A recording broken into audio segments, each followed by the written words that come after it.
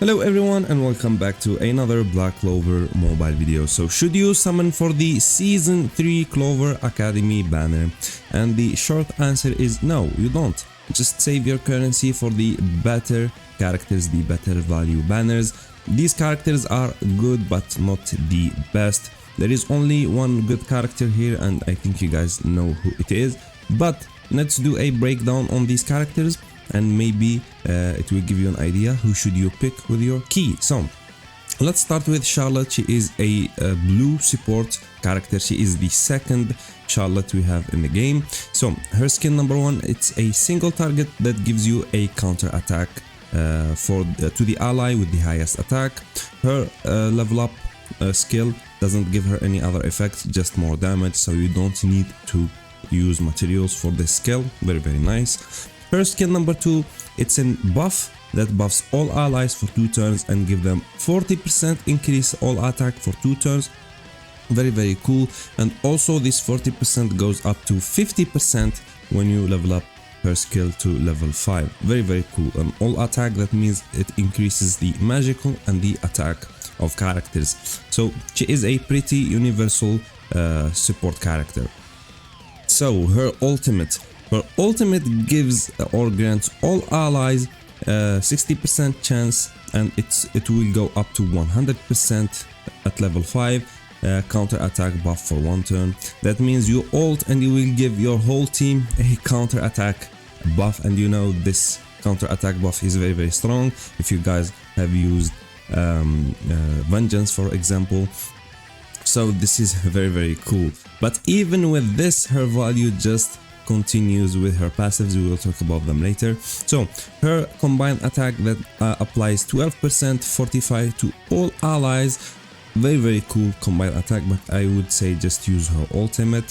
So her LR passive, when all allies belong to the technique type, that means the blue type, it inflicts silence for 1 turn on the enemy team at the start of the battle, meaning they can't use their skill number 2.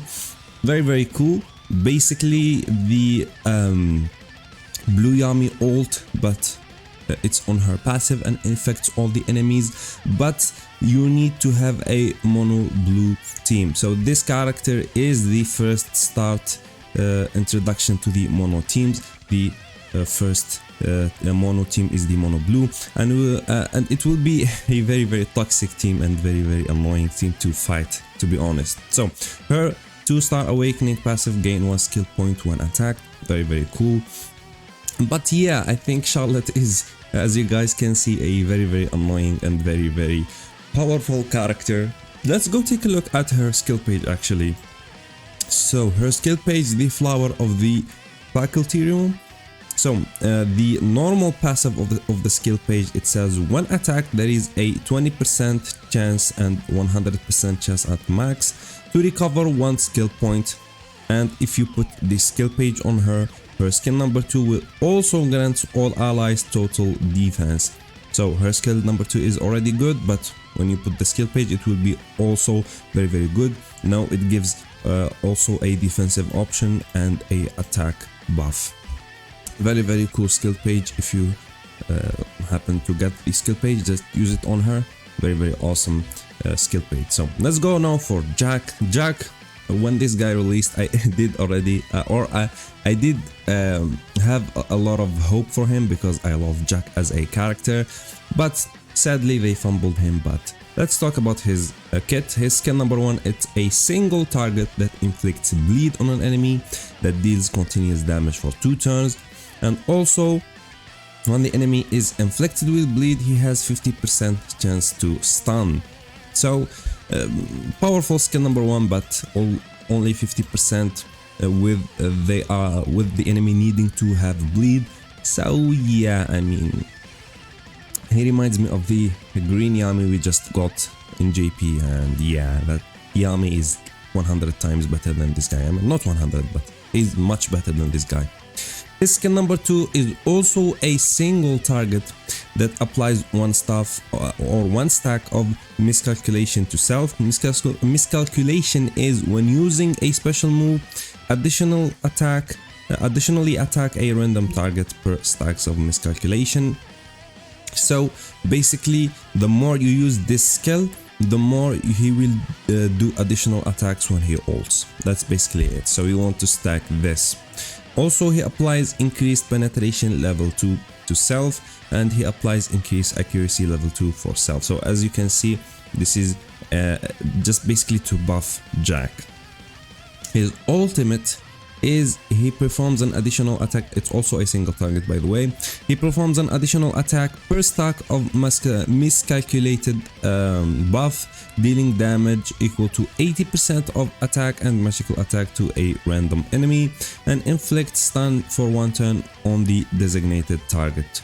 So the problem with this Jack, so if you want him to do some decent damage, you know, decent, not the best, you have to use his skill number 2 a lot of turns, and by the time you stack or you get the 3 stacks of miscalculation, yeah, you are already dead. So yeah, I couldn't find any good use for our boy Jack right here. So his combined attack and also his damage is not the greatest, to be honest. His combined attack is a single target that dispels barrier from the target before attacking, and he performs an additional attack dealing additional damage equal to 30% of attack and magical attack to a random enemy. I mean, it's good. His LR passive, when attacked, he grants himself 20% increased stamina. This could be good, actually. This is one of the unique... I actually think he is the only character that does have this on him. I mean, if this was on a support, this would have been cracked, or on a defensive unit.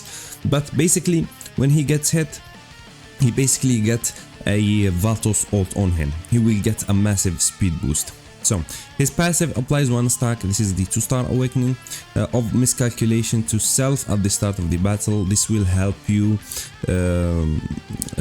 you know, stack up faster so you can ult faster. But Jack, he is cool, but yeah, you don't need him, to be honest. So let's go talk about his skill page. So unique teacher, his skill page has a 35% chance at base, 100 at maximum dupes, to grant self 20% increased damage before attacking.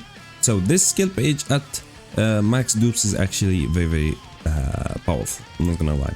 And when you put the skill page on him, he will actually it will actually affect his skill number 1, and it says if miscalculated was triggered 3 times in the same turn, the last trigger will benefit from a 500% increased damage buff.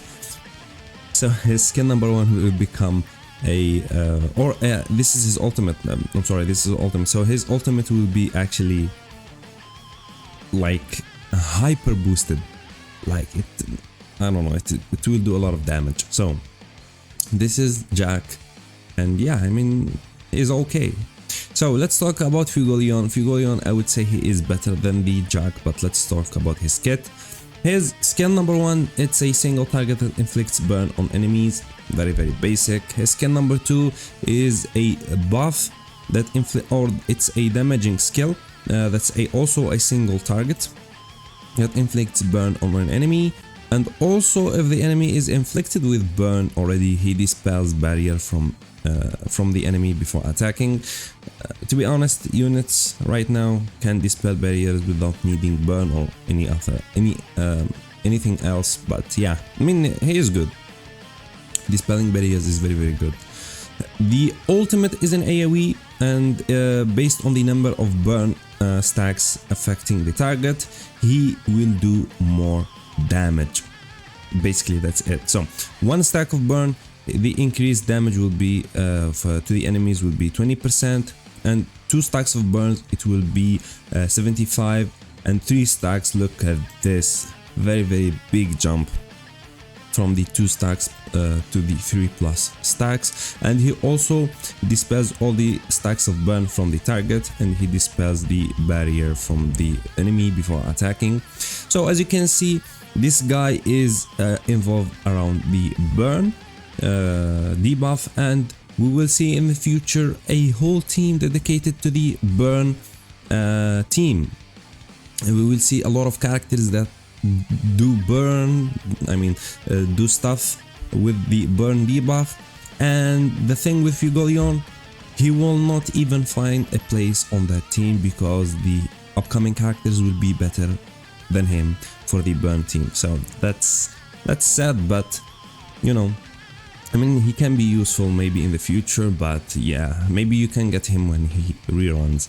But yeah, he is not worth summoning right now. So his combined attacks after applying 30% increased damage to yourself if the enemy is taking the OT damage. That can be burn or bleed. Yeah, you know, a generic combined attack, a single target, not bad. His LR passive, when HP drops below 30%, gain immortality for 1 turn. I mean, very good. His 2-star awakening passive, he deals 5% increased damage per burn stack on the enemy. So this guy involved around burns, but sadly the future will not. He will not find a team in the burn, or he will not find a place in the burn team. So his skill page is, there is a 10% chance at base, very low, and 100% chance at maximum. Dupes when attacking to gain 5% slash 25% increased damage per burn effect on the enemy. Also involved around the burn DOT. So his skill will this is his skill number 2, yeah.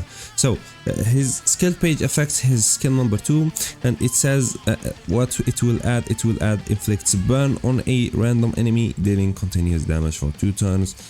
So more burns, basically, you know. So yeah, not too shabby for the season 3, but as you guys heard by now, the character you would want is the Charlotte, of course. So you would want to choose her with your key, because the value of this character is very good, especially in the future, and with the blue characters being very powerful. We have the Vengeance, we have her right now on the game, we have Julius, of course, we have like Mars, and in the future there will be a new blue characters that will be very annoying. So the mono blue team will be the first mono team that will be good in the meta, and after that we will see the mono green and the mono red.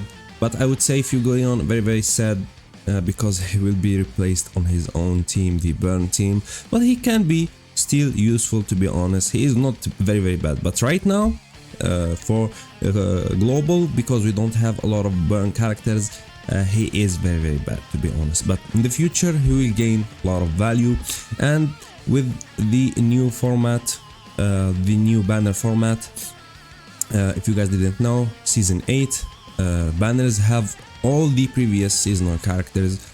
So if you want him, maybe you can get him in the future when he reruns in the season 8 banners, or maybe it will be called season 7 for global. So yeah, that's that. Yeah, go for Charlotte with your key. I would recommend you guys just to save your currencies. I mean, there will be some powerful upcoming characters, and yeah, and maybe season 5 you can summon for that, because the characters there are more unique and powerful. But this is it for today's video. If you enjoyed it, please leave a like, and I will catch you in the next one.